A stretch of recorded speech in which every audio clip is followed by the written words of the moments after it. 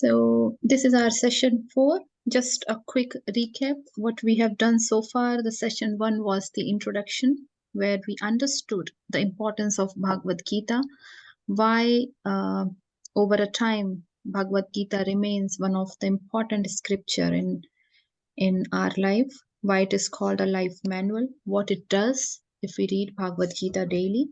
So, and who all have referred to Bhagavad Gita in past. These were some of the experiences we shared in the first session. Then session 2 was focused on chapter 1 and 2. Then we had third session covering chapter 3 and 4. So today we are going to start with chapter 5, which is titled as Karma Sannyas Yoga in Sanskrit, and in English it is Action in Krishna Consciousness. So what we understood so far is that Arjun is confused. Lord Krishna starts speaking and he starts talking about Karma Yoga to start with. And then he starts talking about importance of renunciation as well. And then Arjun gets confused that whether renunciation is good or karma or one's, so to say, dharma. What is dharma? He was confused that what one should do. So then Krishna comes to a point where he says that action should be done in the right consciousness. So that is what is Karma Sannyas Yoga. So when we say right consciousness, it's actually the consciousness which we call it as a Krishna consciousness, which is doing every work keeping Krishna in the center. So that is what is this chapter is going to talk about. Let's go into the chapter, but before that, let's do our quick prayers. And if you know, it's fine. Otherwise, just follow with me. ॐ अज्ञानतिमिरान्धस्य ज्ञानाञ्जनाशलाकया चक्षुरुन्मिलितं येन तस्मै श्रीगुरुवे नमः। नमो विष्णुपादाय कृष्णप्रेष्ठाय भूतले श्रीमते भक्तिवेदान्त स्वामिनिति नामिने। नमस्ते सरस्वते देवी गौरवाणी प्रचारिणे निर्विशेषा शून्यवादी पाश्चात्यदेशतारिणे। हे कृष्णा करुणा सिंधो दीनबंधो जगत्पते गोपेश गोपिका कांता राधा कांता नमस्तुते। तप्त कांचन गौरांगी राधे वृंदावनेश्वरी वृषभानुसुते देवी प्रणमामि हरिप्रिये। जय श्री कृष्णा चैतन्य प्रभु नित्यानंदा श्री अद्वैत गदाधर श्रीवासादि गौर भक्त वृंदा। हरे Krishna Krishna Krishna Hare Hare Hare Rama Ram Ram Hare Hare.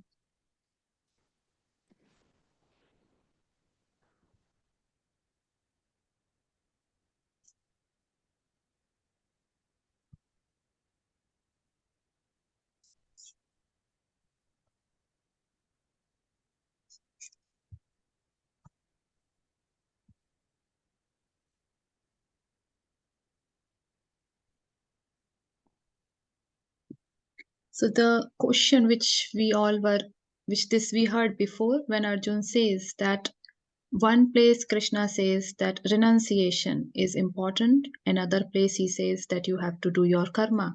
So Arjun is confused and he is just coming to Krishna and asking the question that work with devotion is better, or if I renounce everything, that is better.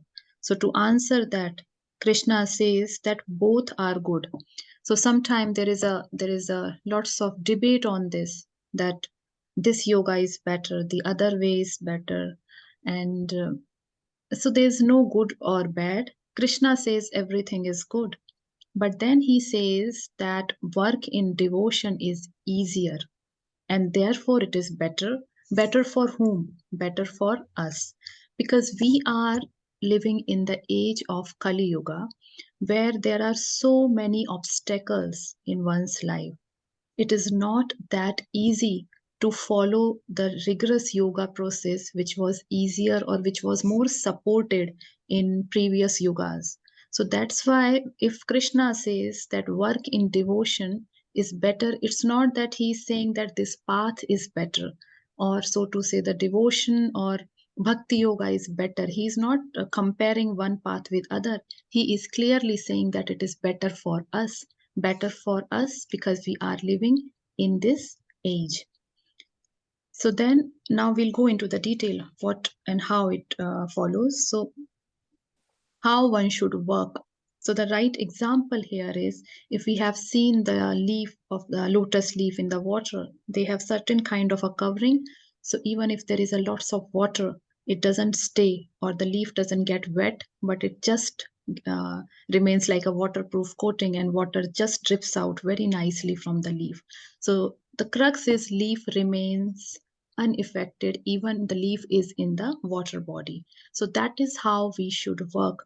Whatever work we are doing, we should continue doing that, but we should not get affected by the results of the work. As far as we are not binding ourselves or we are not attached to the results, we are like this, but this leaf who is protected. And that is work in renunciation. And same thing in chapter 5, verse number 10. One who performs duty without attachment, surrendering the result to the Supreme Lord, is unaffected by sinful action as the lotus leaf is untouched by water. This is what Lord Krishna is telling us. And this is the peace formula which is given in the verse number 29 of chapter 5, which is very, very nice verse. It says, Bhoktaram yagya tapasam sarva loka maheshwaram suhridam sarva bhutanam gyatva mam shantim rachati. A person in full consciousness of me, knowing me to be the ultimate beneficiary of all sacrifices and austerities, the supreme lord of all planets and demigods, and the benefactor and well-wisher of all living entities, attains peace from the pangs of material miseries. So again and again, Krishna is coming to the point where he's trying to say that be conscious of me. Now, it's not that Krishna wants the attention or is enjoying that, so to say, master servant relationship. No, Krishna is Purnam. He is Purnamidam. We have this particular verse where it is said that Krishna is full. Krishna doesn't need our services. Krishna doesn't need our attention. So why he is again and again saying that be conscious of me, not for him, but for us. The moment we bring Krishna in our center, in the center of all our activities, center of all our, be it a day-to-day activity or so to say the center of our life, then everything becomes automatically pure. And then when we do the work in such a way that we are offering it to Krishna, it is no more binding. Now, why so? Suppose if we do an action and the results of the action are such because we know what can be offered to Krishna, at least that much consciousness, that much intellect as a human being is given to us. So we understand what can be offered to Krishna. And if the result of my activity is something which tells us this cannot be offered to Krishna, automatically the answer is that our karma is not right. And anything what we are doing, if it can be offered to Krishna, if the answers from within comes that yes, this can be offered to Krishna, then our karma is perfectly all right. Now this karma can be anything, as a mother, as a father, or if I'm working in some place outside, whatever I am doing, every action is having some result. So if I am working outside, I'm getting the money. That is the result of my work. So now if that money can be offered in Krishna's service, then yes, my all karmas are getting purified. But then the money which we are offering, the question should be how that money is we are earning, how and what is the source of that money. So just offering money, I can be a thief, I can be a dacoit, I can be anything, I can have money in many ways. But then answer is this money good enough to be offered? So then internally there is always a check which is possible. And if answer is yes, then we should always try to offer our results to Krishna, and that will make our action in Krishna consciousness. And that is the work in renunciation. Quickly, how it will become a renunciation when we say, let's say, coming to the money, if we are earning the money and we say that offer it to Krishna, how come it becomes a renunciation? Renunciation means sannyas or tyag. How it becomes a tyag? What comes to your mind? Any thought? If we say that offer it to Krishna, how come it is a renunciation?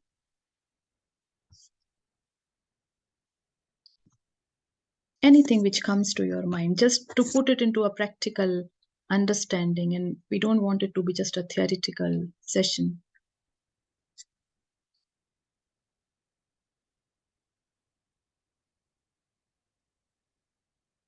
Bhavna auntie, anything which comes to your mind? Basically, we want to do something, and whatever we do and whatever we are doing is because of Krishna. And because of that, we offer whatever we get. The offering is given to Krishna so that it goes to the right path. Yeah. So when we say it is given to Krishna or it is used in Krishna's service, how it becomes renunciation for you? What comes to your mind? How it is a renunciation? In the sense, at least whatever I can offer to the whatever we've got, whatever we've received, it's been offered to, let's say, a gaushala or somewhere along the line where the money or whatever the dakshina or the Lakshmi that comes is it has come goes to the right, to where Krishna would want. Right. Yeah. So you are there, auntie, almost. So it's basically utilizing the money. If we are utilizing it in the service of Krishna, there are two benefits. One, we are serving Krishna, and second, we are having less resources to serve ourselves. Otherwise, with the same money, we will start serving ourselves. And the moment we start serving ourselves, it's not renunciation. So does it make sense? How it falls in the category of renunciation? The moment the resources, instead of using those resources to serve us, if we start using those resources to serve Krishna, it becomes renunciation for me as a body. I'm not utilizing that. So that is one way of looking at it. We'll just go into the next chapter because these all are connected. So after talking about work in renunciation, now Krishna starts talking about Dhyan Yoga, because this is something which we all have heard, where comes the meditation and the yogis. And so now he is coming the focus of the discussion to the Dhyan Yoga. So what is Dhyan Yoga? So we have heard of so many kind of yogas. Even when I like, some of these are new to me as well. There is a chair yoga. I don't know what's that, but different types of yoga are coming every day. And there is some cat yoga. Some, I don't. There's different type of yoga these days which are coming to heal, to have a good health, and to have the mental peace, and so on. So what is yoga? So generally what comes to our mind is, when we say yoga means that to sit at one place, to go into the meditation, and that's the end of yoga. That's what we understand. But when we sit like that just in one place, what comes to our mind? Recently I was having discussion with I'll not take the names here, I think she's here. So I was having discussion with Mataji, and she was telling, yes, when we close the eyes, the either I'm sleeping, or and this is a very common thing when the thoughts come of food, I'm hungry.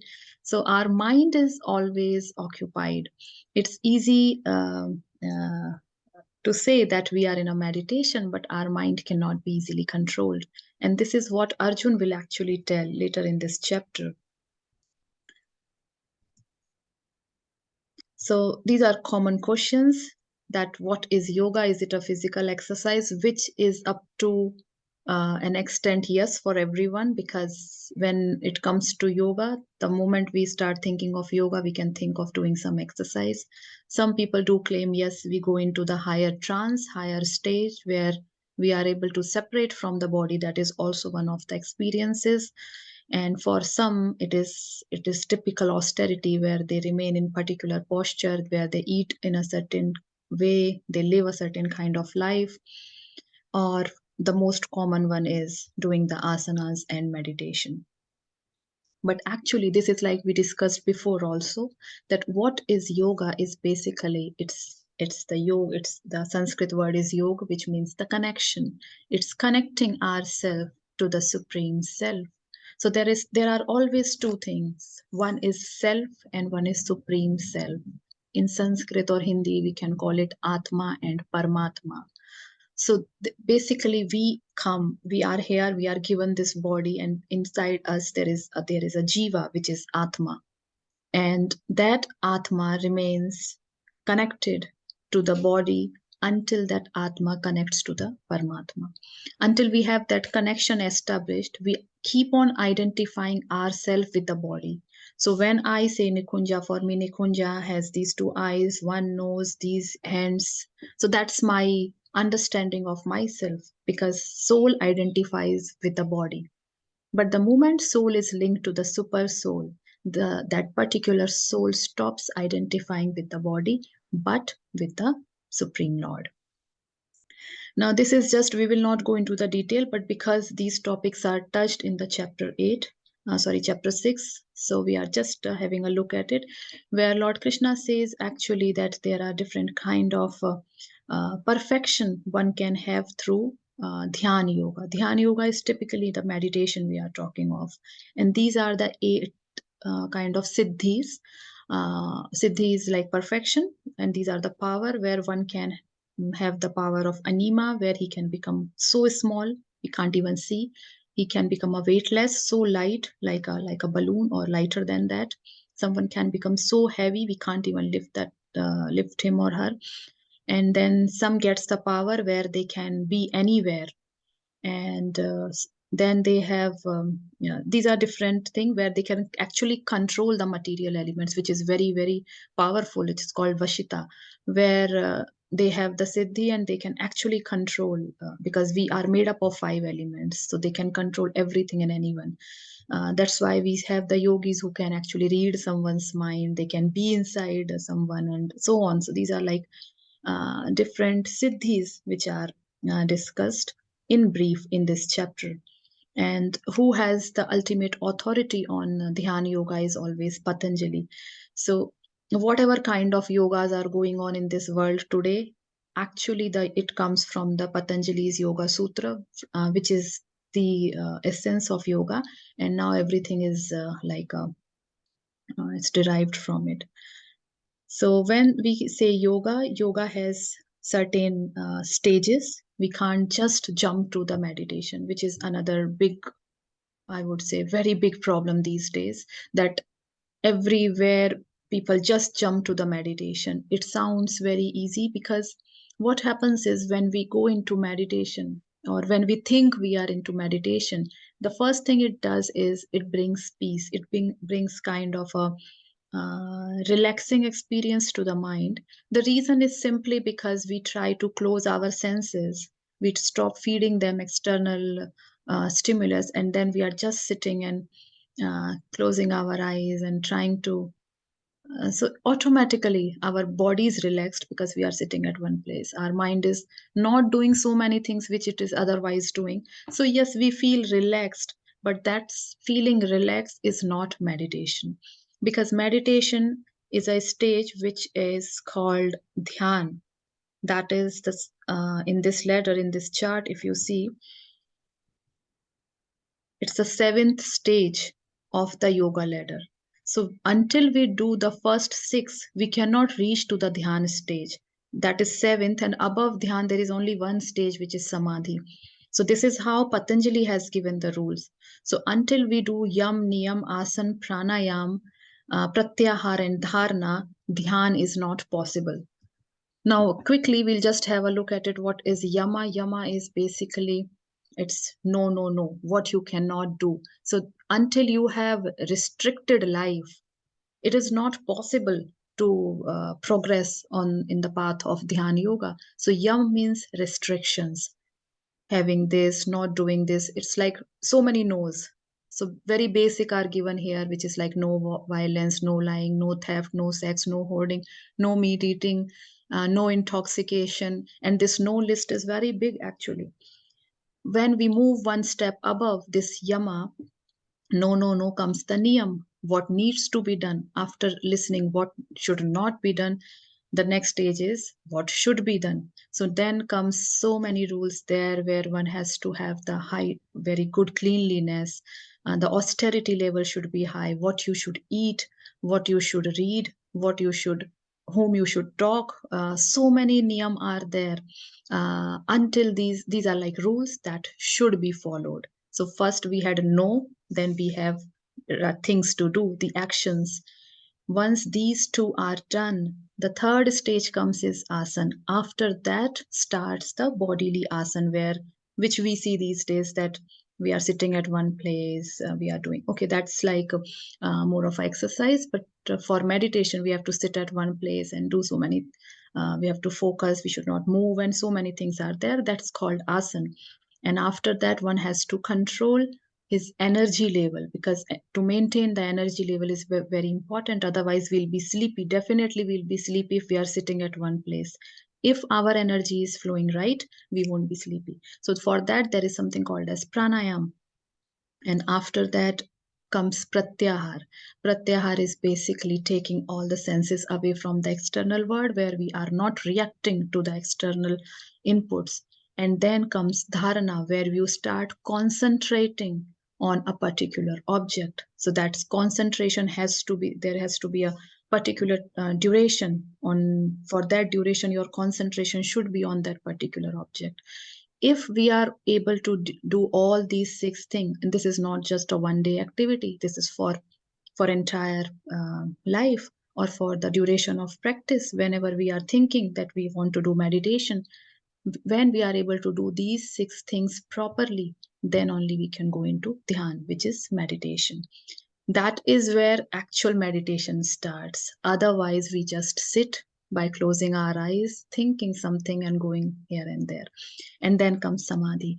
So here uh, the samadhi is basically when actually we are in a different world. It's called transcending the material platform. So why so many details are given? Because now Krishna will come to his point where eventually he will Arjun will ask the question, but still just to continue, these are like the mandates, where it is said that to do the dhyan yoga one must go to the secluded place. You can't just sit anywhere, any place and start meditating. You should have regulated eating. We can't just eat anything. Regulated sleeping. We can't sleep anytime, anyway, anywhere.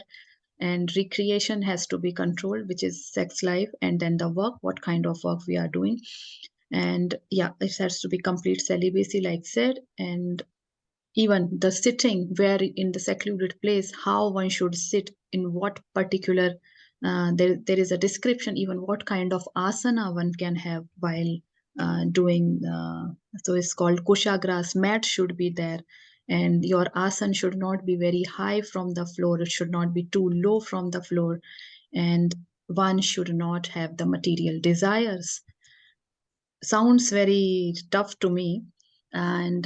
And then yes, the posture has to be very rigid. That's why we have seen in past, like we see, the yogis are standing on one leg, some is not moving, someone is standing in water, uh, basically to maintain a particular posture for a long duration of time.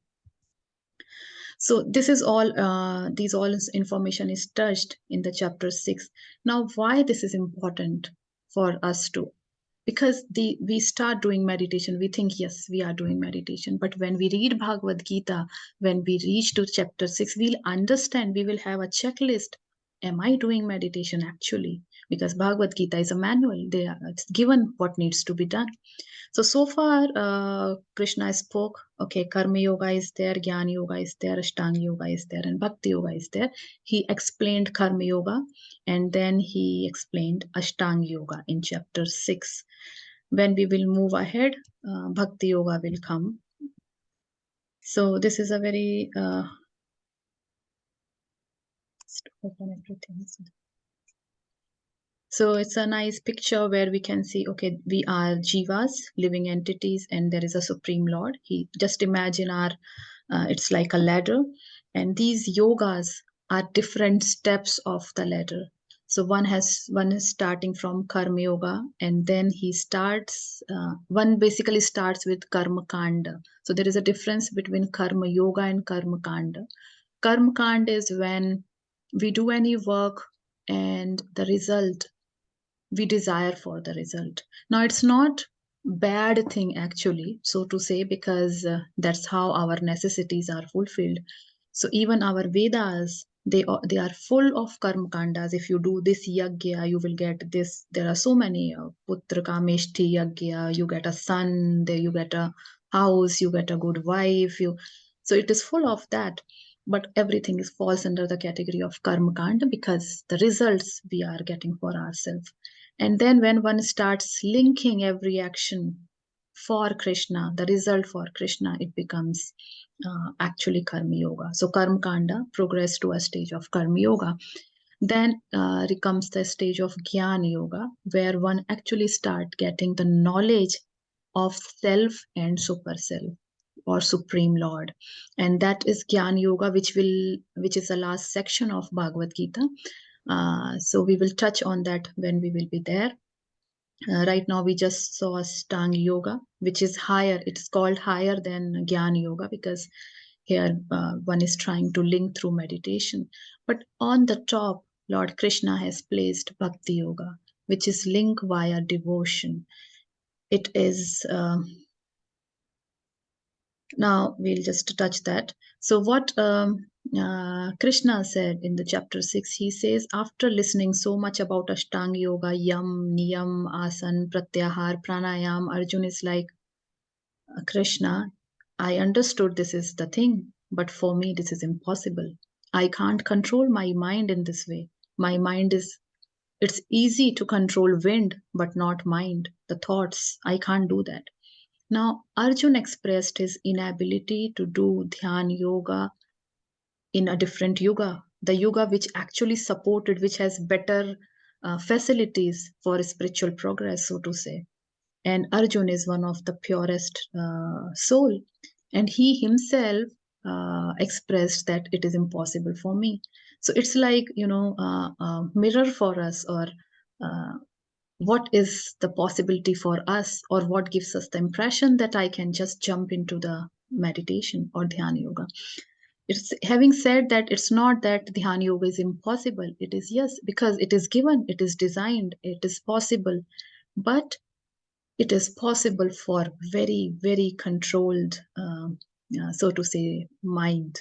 The people who have actually excelled the art of controlling their mind. But Arjun said, I can't do that.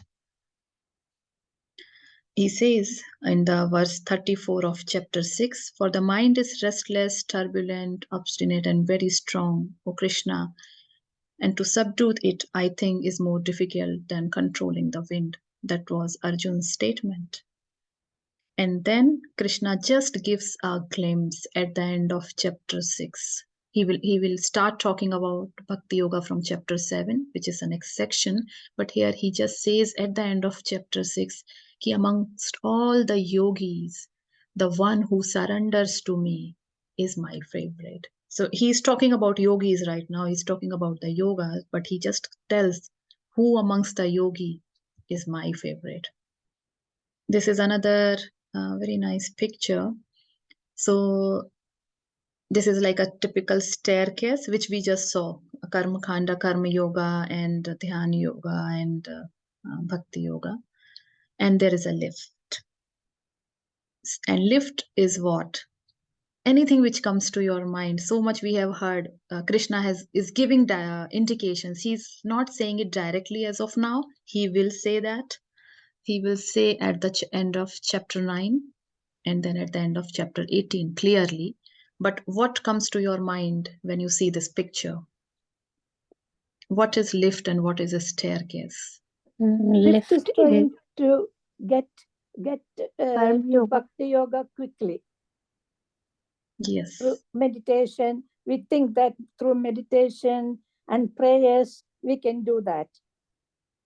Whereas the staircase says you got to take each stage and finish that stage, and then only you can go to the next stage.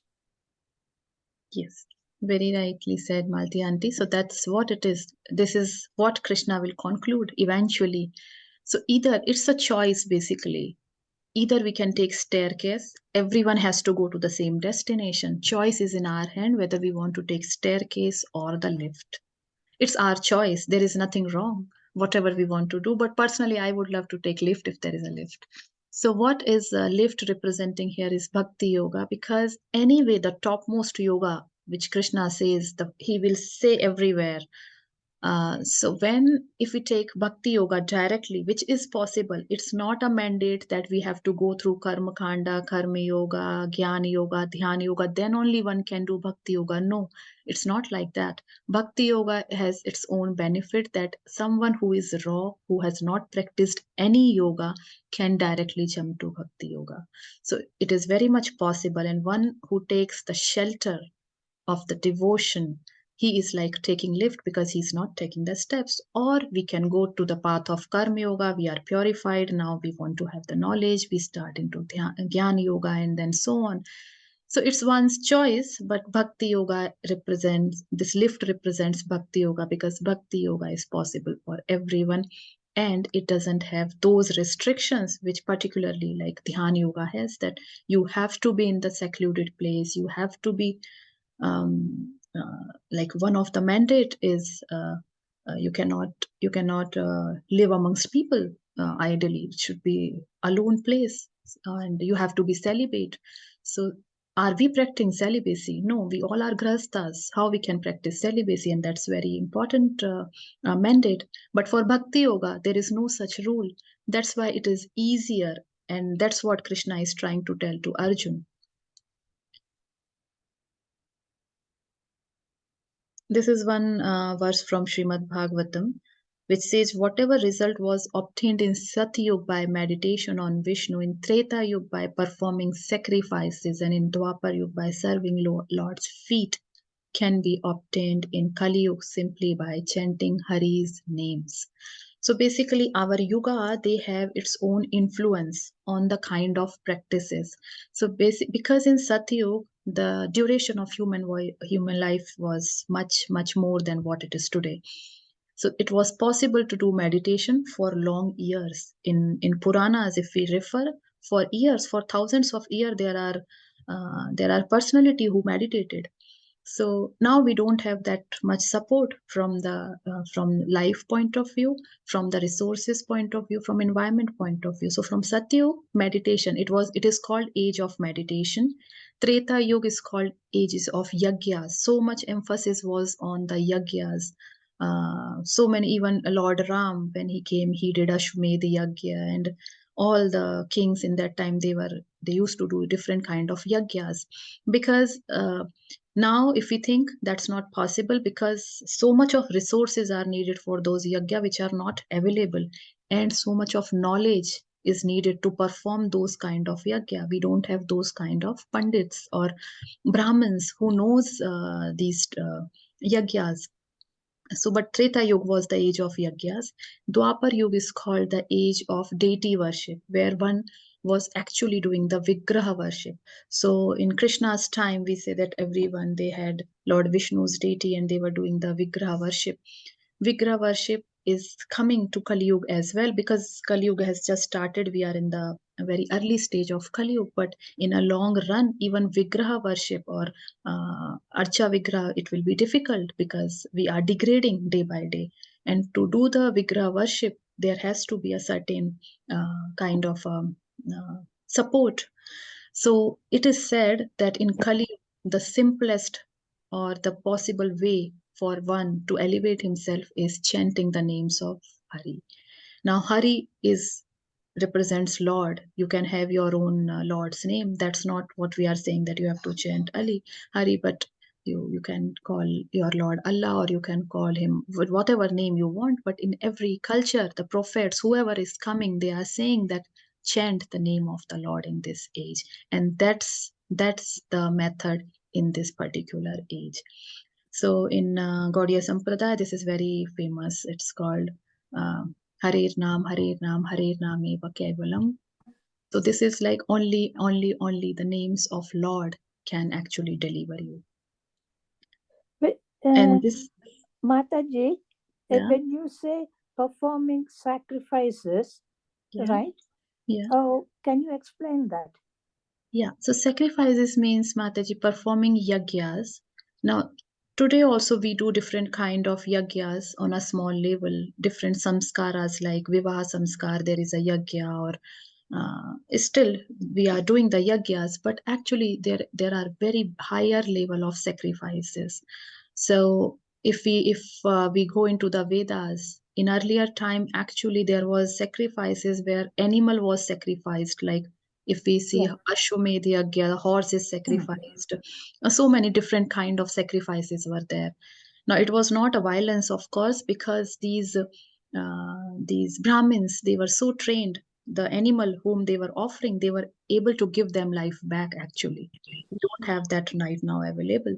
So sacrifice basically means yagya. It's just to give the uh, uh, name to it. Yeah. Okay.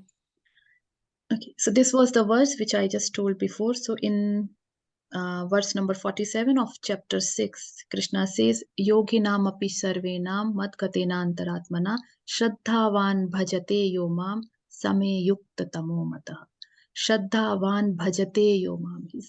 Very clearly Krishna says, and of all yogis, the one with great faith who always abides in me, thinks of me within himself, and renders transcendental loving service to me. He is the most intimately united with me in yoga and is highest of all. This is my opinion. So Krishna has started giving his opinion. He is telling everything to Arjuna. He is, you have the choice. Choose whatever you want. But this is my opinion. So this was the summary, this slide we saw when we started this section. So this is how it goes. Chapter 1, where Arjuna is lamenting.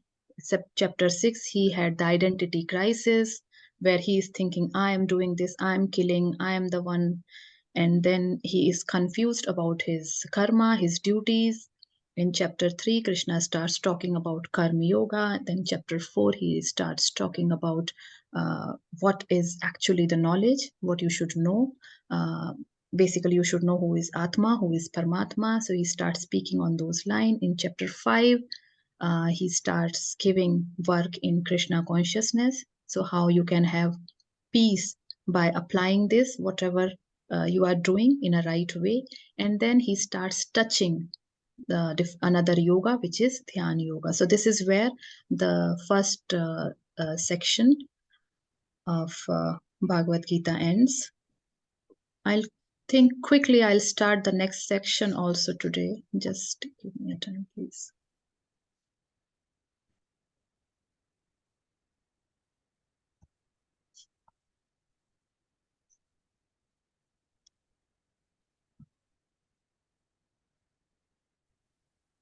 It's my screen.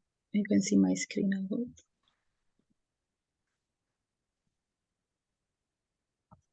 Is my screen visible, Mataji? Someone can confirm. Yes, it is. It is.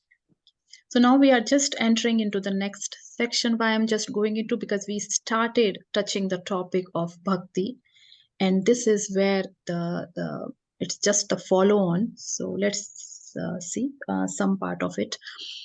So now we are starting in the second section, and this is called the Jewel of Bhagavad Gita, chapter 7 to 12. It's called All the Jewel is Hidden Here, because this is the section of Bhakti Yoga. And here Krishna will give entire knowledge what needs to be given up to chapter 12. Then why chapter 13 to 18? Why that? Because sometime when we get something so easily, we don't value it. Now Krishna has already given jewel to Arjun. Now if he will stop there, Arjun might think, oh, what more is there? So Krishna told him everything about Jnana Yoga. Okay, this is Jnana Yoga. And after telling him everything about Gyan Yoga, at the end, he will again say that the devotion life, surrender to me. He will come to the point at the end of chapter 18 that, uh, sarva dharman parityajya mamekam sharanam vraja. So after telling him everything, he will again come back to the same point. So Krishna will come back to the same point again and again many times in the entire journey of Bhagavad Gita. But this is the jewel which we are entering now. So chapter 7 is knowledge of the absolute and 8th is attaining the supreme. These chapters are very much related. That's why we will talk about them together. This is this time. So one thing about being spiritual and being ritual, there is a very thin line. We have to be very careful that we are not ritualistic, and we want to be spiritual. We don't want to just do things as a ritual. And this happens because of two things. One, because of lack of knowledge, and second, because of lack of love. When we don't have the love, why we are doing that? We just continue to do that as a ritual because my mother said I have to do that, I'm doing that. But why I am doing that, knowledge is missing. And second, what motivates me to do that, that love is missing. So if we have that, then it becomes spiritual. So relationship between the Supreme Personality of Godhead and the living entity, that is what is pure devotional service. That relationship should be very strong. Otherwise, we will continue to do the ritual, not the spiritual thing. This is one. It's scary for few, may not be for few, but Krishna says in this chapter that among many people, there are only few who actually tries to understand me. That is one thing. And the verse is Manushyanam Sahastreshu. So like that it starts. And so out of thousands and thousands of people, there are only few who try to know me and who try to get the perfection. Then amongst all those who start, there is further very less group who achieves that perfection. And even if one achieves the perfection, there is hardly anyone who actually knows me. So this looks like IIT study. Like knowing Krishna is not easy. So it's very rare. It's very rare. Is Krishna is carrying us? Okay, it's very rare. Then why should I do that? We'll come to that. I just don't keep the suspense alive. But yes, these are further in the chapter when we move. Krishna says he starts with 4 kind of people who actually does not surrender to Krishna. So then he will say who surrenders to him. First, he brings our attention to 4 kind of people who doesn't surrender. Now this is not pointing the finger, okay, I have understood Bhagavad Gita, I read chapter 7, now I can classify, I can put you in the category of Mudha or you are Mudha, you are Naradham. This is not you, this is for me, this is for myself. Maybe I am Mudha because we think that we are surrendering to Krishna, but we are not.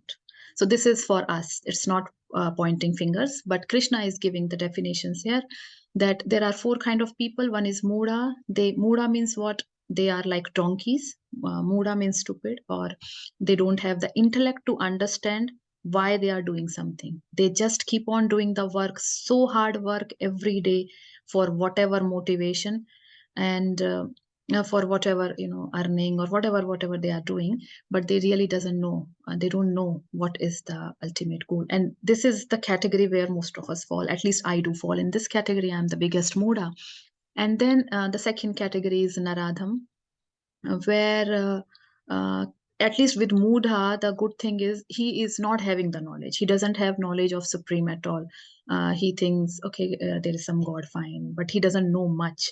With Naradham is because he knows, someone told him, he has the sources, resources, but still he doesn't want to develop the consciousness. That's why he's called Naradham. He is Adham amongst all Naras. Even after listening, around surrounding people are talking, but still the person maintains his position. No, I don't want to follow Krishna, or I don't want to believe in God. That makes you Naradham. It's very strong point Krishna is making actually. And then it's Maya, Aparat, Jnana. These are basically the people who are very scholarly. They have so much of intelligence.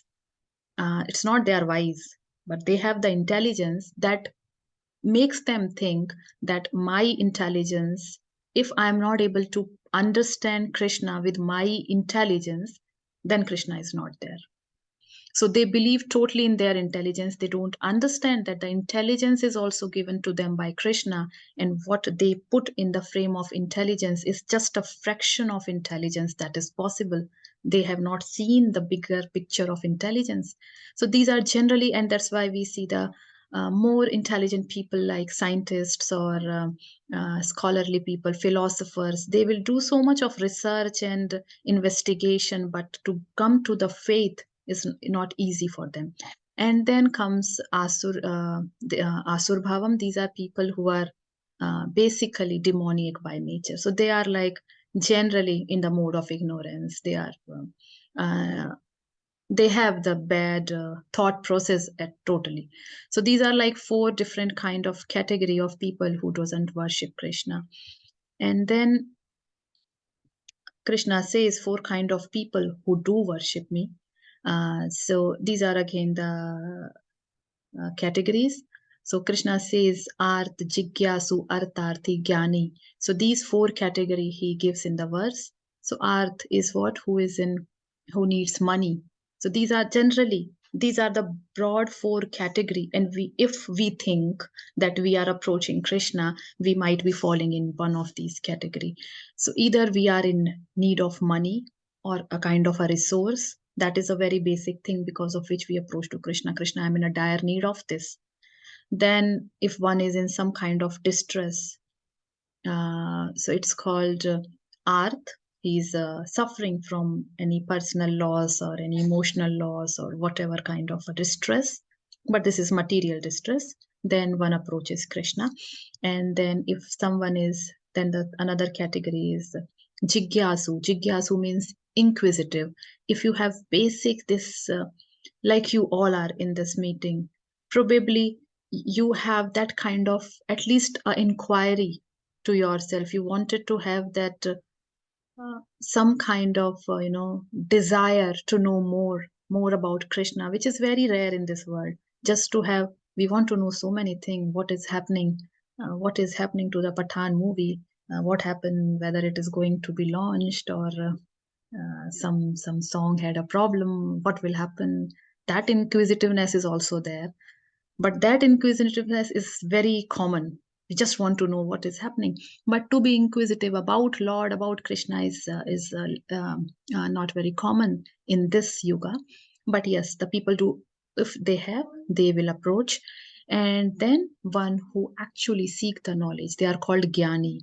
So these are the four category. One who are actually the seeker of knowledge, they approach Krishna. Now, it doesn't mean that there is a category that this category is better, this is no. Krishna doesn't, he is not biased to any particular category. He loves all four equally. So even if I go to Krishna and I ask for a money, Krishna is happy to give me money because Krishna is happy that this person at least comes to me and identifies that I am there. That is very important. At least he understands that I am there, my presence is there in his life. So then Krishna is not, he's not going to like this person less or this. He just says in this verse later on that the kind of people who are jnani, they are better in the sense in their growth, in their stage of life, they are better. It's not they are better for Krishna. For Krishna, all four are equal. Krishna is going to serve all four of them in whatever way they are coming to Krishna, for whatever they are coming. But yes, for our growth in that ladder of elevating our consciousness, the people who are jnani, who actually want to have knowledge of Krishna, is very good, so to say, or in a better position. That's what Krishna is saying here. This just, it will deviate me from the topic, but this just reminds me of a very nice story I heard recently. Quickly, I'll just tell, it was nice. There was one person, he was in Vrindavan. So he was there, he was a new person. He just wanted to have some deities, and he was in market and he bought so many deities. Lord Krishna, Durga Ji, and some of whatever deities he could have, he bought everyone. And now he didn't know who to worship. So his wife said, you have so many deities, but you can't worship all of them together. So choose one whom you want to worship. He said, okay, I will worship Radha Krishna. So he placed them in a place and he started worshiping every day. And he had desires, like he wanted something.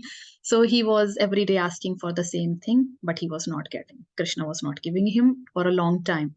Now he became very angry, and then he said, it's been a long time and Krishna is not fulfilling. He seems like not a right god, or let me change the god, let me change the deity. So he took the Radha Krishna away from the altar, placed them in the almirah, and brought the other deity. I don't know which deity he brought out, but he brought them out. Now, when he was about to offer the incense, so he was just starting, and then suddenly he was like, oh, wait. And then he runs to his wife, give me cotton, give me cotton. His wife, what happened? He said, no, give me cotton. So wife gives the cotton, and he takes the cotton, he opens the wardrobe and puts the cotton into the nostrils of Radha and Krishna, and then closes the door. Now wife is surprised, what are you doing? He says, no, this incense I have offered to Radha Krishna for a long time. He is not giving me my thing. Now the incense I am going to offer to the other deity, I don't want them to smell that incense, and that's why I'm putting this cotton in their nostrils. Now there, Radha Krishna, they are laughing. They are like, okay, it's really difficult with this cotton, what you have done to me, done to us. They just came out of the wardrobe and say, please take this cotton out. It's really suffocating. Tell us what you want. And now he asked something that was not important. But then the question was asked after telling this story, why Krishna fulfilled his desire. He was just asking, he had the material desire. Why Krishna, Radha came? Because it's not easy for them to come and appear in front of someone. Why did they appear? So it was very beautiful. The answer was Radha Krishna came out because they saw that person's faith was so strong, he actually believed that Radha Krishna in the wardrobe will smell the incense. That was very, because when we worship, sometime, yeah, okay, they are deity, they are, but though he was fighting, though he was angry, but his faith was, they will smell my incense, and he was putting the cotton. So Radha Krishna was happy just because he has faith that we are there, even though he is angry. So that is the mood, Krishna is not there, he doesn't differentiate which category we do fall into. He will always be happy if we recognize his presence in our life. So, and then in further in this chapter, Krishna says, which is a very important point about, because the topic is how we can achieve Krishna, how to attain Supreme. That will is the focus of these two chapters.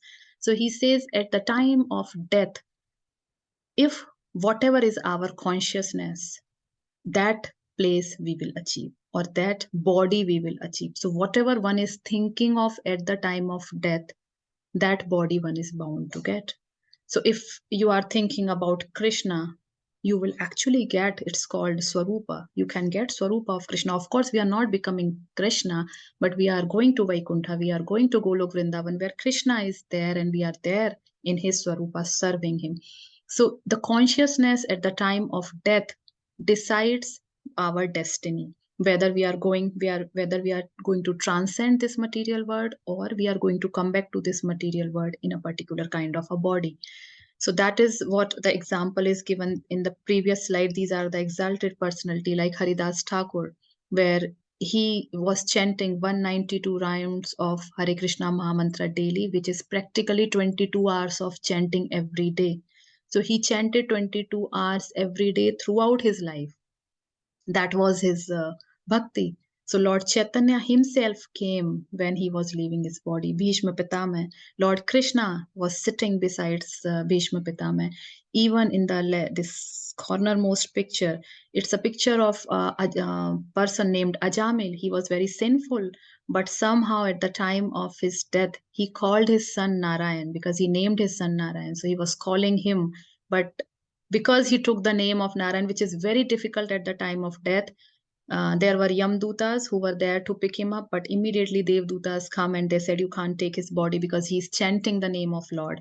So it is very important what consciousness one has. Now, of course, Ajamil was not liberated, because he was not, he had so much to achieve the full bhakti, but at least he didn't go to hell because he just chanted Narayan. So what is the consciousness? Now this is example of Bharat Maharaj. He was king, then he renounced everything, and when he was doing meditation he got attached to deer, and then at the time of death he was just thinking about that deer, and in the next life he became deer. So though Bharat Maharaj was exalted devotee, but he couldn't control his thought process at the time of his death, that gave him the body of deer. So this is a very important. Now we will think, what's there for me? Yes, what we will think about Krishna at the time of death. Yes, that's the shortcut. It's the knowledge is given to us. Okay, I'm ready. Why should I trouble my entire life? I'll think about Krishna at the time of death. So this is the crux. It is impossible to think about Krishna at the time of death if Krishna doesn't want. It's Krishna, he allows us at the time of death to think about him. And what makes us think that Krishna will allow us? It's our effort throughout our life.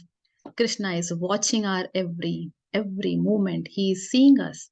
And if he finds that our efforts were good enough, he may allow us to remember him at the time of death. That is very important. I think I'll stop here on this slide. This chapter will continue in the next section, but I just wanted to touch on it because this is like Bhakti Yoga, and the more we talk about it, so that's why I just wanted to touch. We'll stop here for today, and if you have any questions, we can take that up now.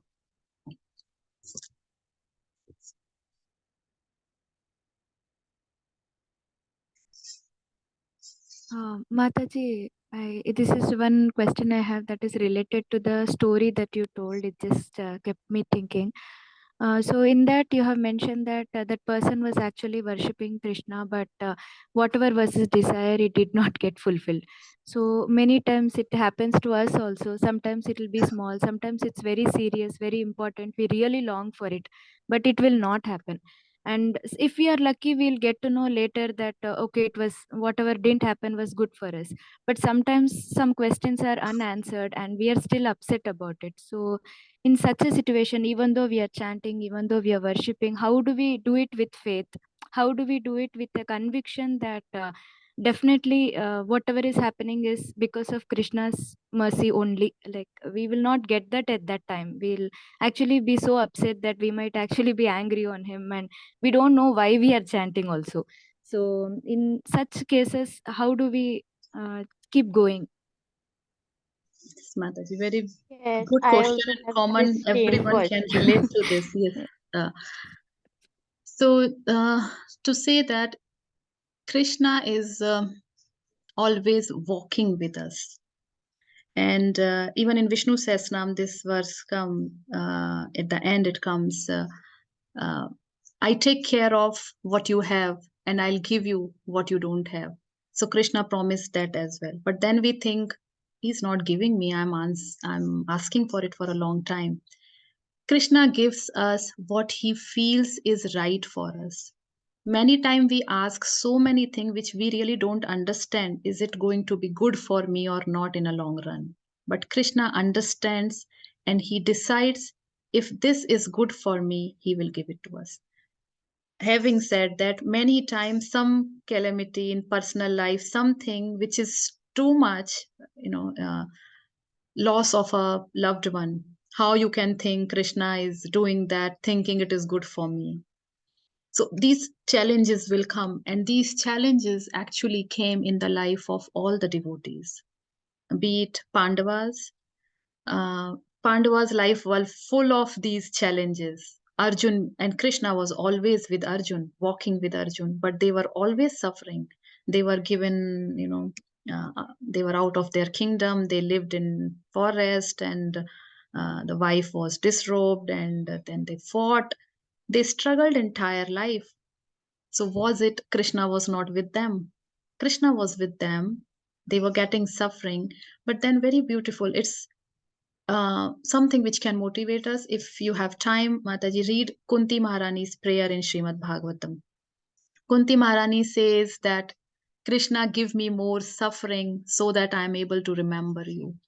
It is very difficult, and when I try to memorize many Bhagavatam prayer, but I don't memorize that one because I am scared to ask Krishna that Krishna, give me suffering so that I am able to remember you. I don't have guts to say that, but Kunti Maharani had that guts because she was a pure devotee. She understand that when I am in a bad situation, I am able to remember Krishna more than when I am happy, when I am comfortable.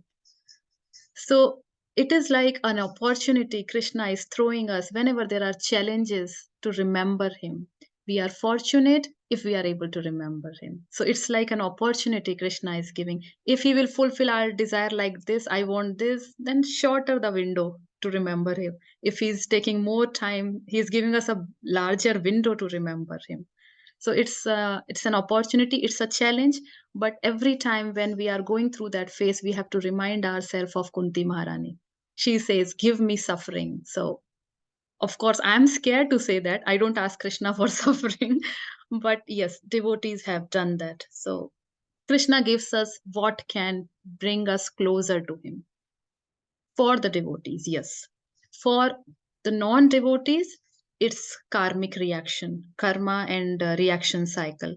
But for the devotees, it is said the moment one takes shelter of Krishna in whatever capacity one is taking, the moment you start chanting the name of Lord, you are not behaving as per your karma and reaction cycle because your reactions are already taken away. Because bhakti is so powerful, reactions are gone. Then what is happening to you is totally desire of Krishna. How lucky that is that we are working according to desire of Krishna. It's not the reactions. So at least if we think we are devotee, maybe Krishna knows, but we are working under the direction of Krishna. So had it been that devotee who brought Radha Krishna's deity, his desire was fulfilled, he would not have realized Radha Krishna appeared in front of him. Just take out this cotton. He would not have their darshan. He was be happy with his desire fulfilled. He fought with them. He did whatever, and Radha Krishna came in front of him. So that's the way we can look at it, Mataji. Thanks. There anything else from today's session or previous sessions? Anything? I hope you all are reading Bhagavad Gita. That is the intent. Um, because we thought we have distributed Bhagavad Gita, now we should read Bhagavad Gita. So this is like 1 hour of listening and then a week of a reading that should follow. So my request is please do read. The more you will read, more realization will come to you. So that's one thing. So we'll continue the session next Saturday if there is no question. Mataji, Yeah. can we change the timings? Because according to India, it's 10:30 and it's too late. So can we do that, please? I really want to do that, Mataji, but maximum devotees are from UK. From India, only you and Nidhi Mataji, and I think Megha Mataji is there. So many will struggle if I will, shift it before, because here it will be lunchtime and So all Matajis will disappear because they have to cook and feed their children. So really difficult, Mataji, because this timing Okay, I then I talk will with manage so on a many Saturday. participants. Yeah. Sorry, Mataji. I'll just try to, wrap up by 10:30. I know it's late. I am not awake by 10:30. So Okay. it's late. Yeah. But Krishna is watching your effort, Mataji. You are awake to listen about him rather than watching movie on Saturday night. Yeah, obviously. More the austerity. More austerity for Indian. They are not Indian. We all are Indian, like from India. More austerity. Okay, Mataji, we'll stop here if no more questions. Just one thing. Yes, Mataji. I mean, I've started reading, but I'm taking very long in the sense I want to understand the introduction of it. Actually, the word by word of it.